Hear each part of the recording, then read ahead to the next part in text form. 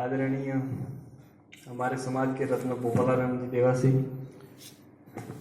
मंच पर विराजमान अतिथिगण और समाज बंधु, नवचयनित प्रतिभाएं,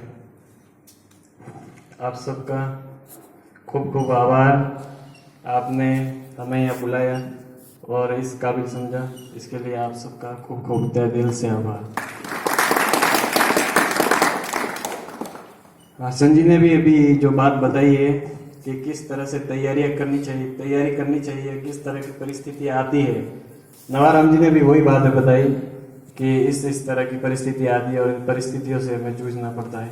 दोस्तों, निगाह अगर लक्ष्य पर हो तो परेशानियां हमें परेशान नहीं करती, इस बात को ध्यान में रखना हमेशा, ठीक है। आप सब लक्ष्य के बहुत ही करीब आ गए हो।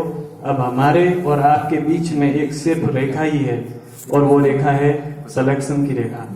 उस जैसे ही आप सिलेक्शन की रेखा को पार कर लोगे, उस दिन आप भी इस तरफ से उठ करके यहाँ आ जाओगे।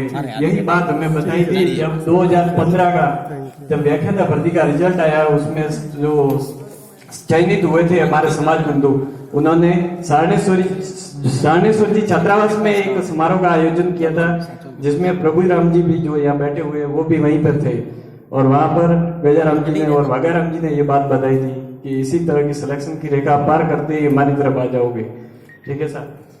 और दूसरी बात ये कि तैयारी किस तरह से करनी पड़ती है, किस तरह से करते हैं, क्या क्या पढ़ना पड़ता है।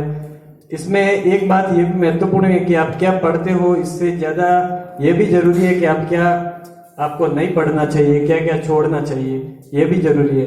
फालतू की बातें हम पढ़ कर फिर ये बोलते हैं कि यार ये तो आएगा कि नहीं आएगा, ये भी आएगा, इस तरह से।